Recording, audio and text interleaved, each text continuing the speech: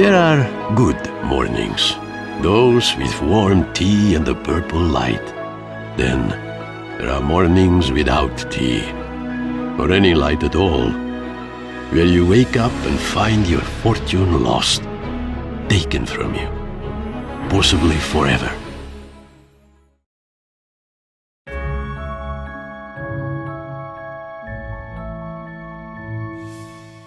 I used to be Leopold the Golden, Leopold the Fortunate. They called me the grand inventor of greatest engineering. But when my fortune was stolen, I was only the fool. And there was trickiness involved, for the thief had dropped my gold like breadcrumbs through the woods. I left in haste with a note to my wife. "Matilda, dearest, I have gone to catch a culprit. I hope to be back by evening supper. Yours kindly, L."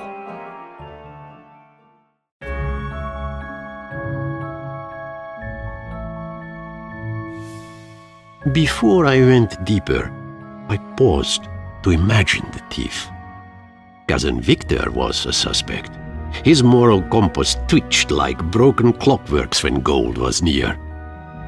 But Aunt Olga had passion. Her pursuits for pure metal were fierce, with no compassion. And Uncle Sergei was the ruthless one, our wolf of the lands.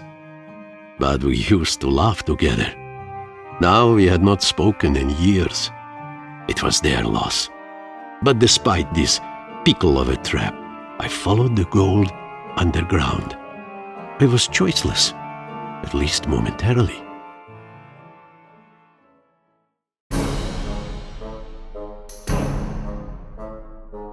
I approached Cousin Victor's port. He used to be a treasure hunter, splitting the oceans for fortune lost. But a violent storm tore his ship apart. They assumed he was torn as well. But he came back, barely living. He was himself a wreck after this, quiet at home with his wife and children. He declined my offer to build him a new ship. I told him he should not fear to sail the oceans again. He told me I should go away and not come back. Now perhaps his sight was set on the greatest treasure he never found. My gold.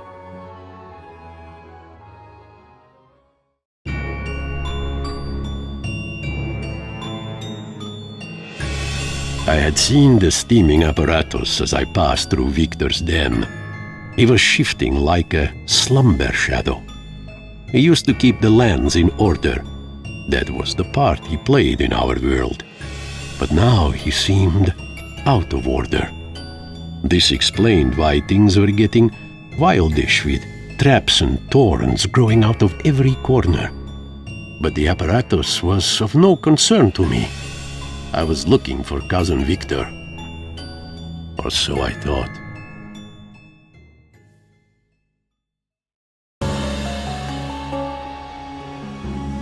The trail continued into Aunt Olga's lands. With Victor absent like a puzzle piece, perhaps she was the thief. Aunt Olga had searched the dunes for metal, bending it to construct great and mighty cities. But a dry wind arrived. Weary with rage, it yelled at her walls. Once it went quiet, only ruins remained. Aunt Olga bothered no more about constructions after that. I offered to help her restore her designs. I said she would be empty if she didn't. She said I was one to talk. I should take my gold and go. It made sense. She did not want only the gold I offered. She wanted it all.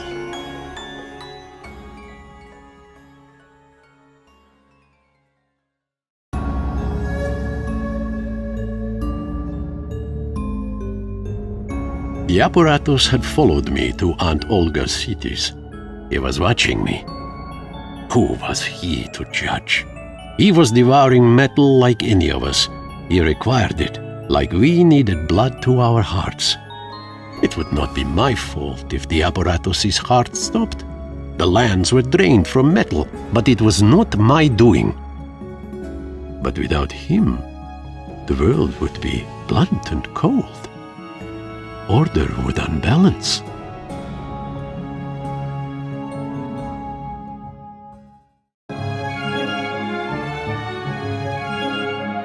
I left Aunt Olga's cities confused by her act of vanish.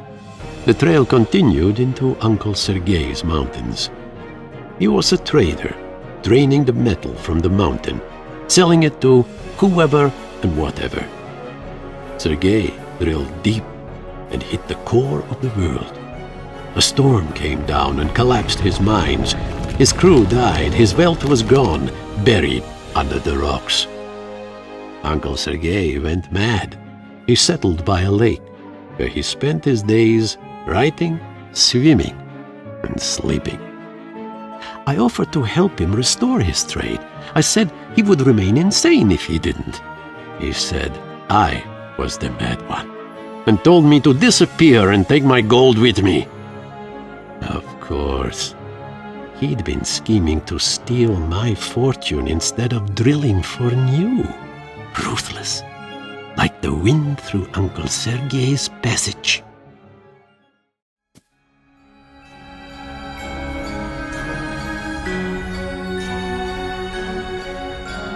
Obviously, all three of them.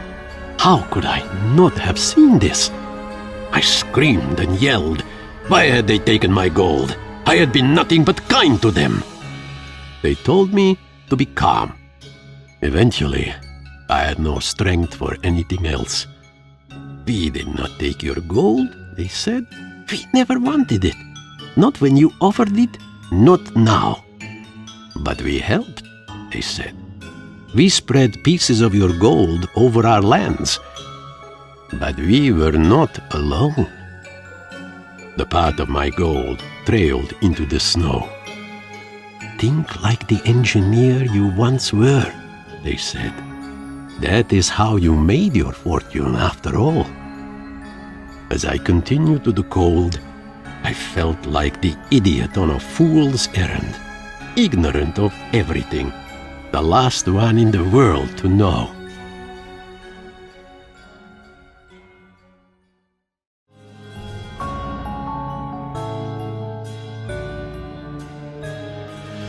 I was afraid. The apparatus kept following me. I thought of deceit and fortune lost, of envy and revenge. But most of all, I thought of one thing, or one person.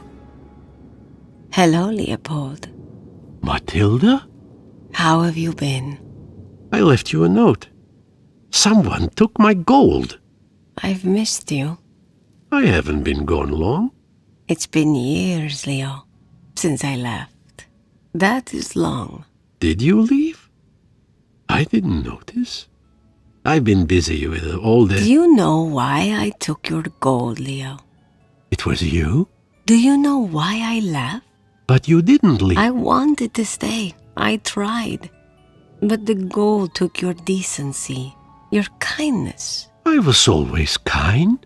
You were simple and passionate when we met, and I was happy with that. You would have tired of me. You would have wanted things, not inventions. We'll never know that, will we? Your gold is at the end of this trail. Very well. I'm leaving. Did you know that the apparatus needs pure metal for its heart to function? Or it will shut down forever? I do not care about hearts anymore.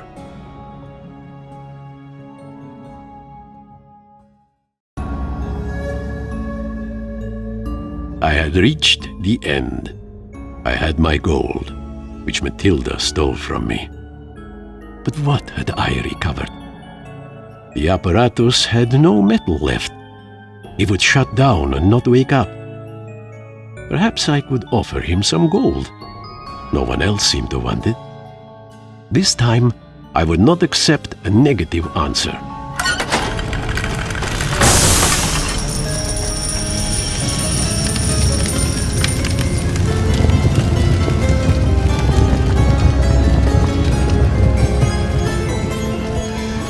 At this point, I thought it was over.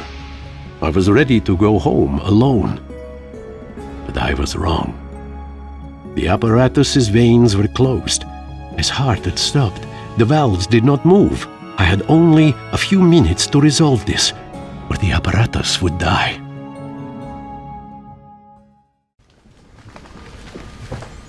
There went my gold, into the belly of a steaming machine.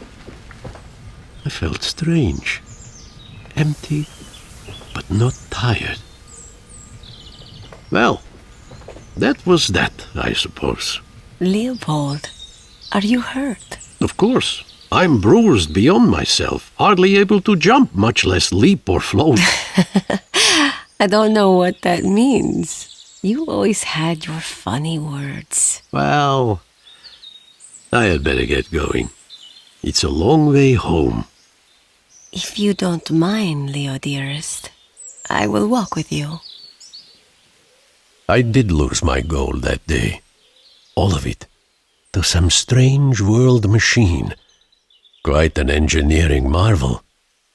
But in the end, I achieved what I set out to do.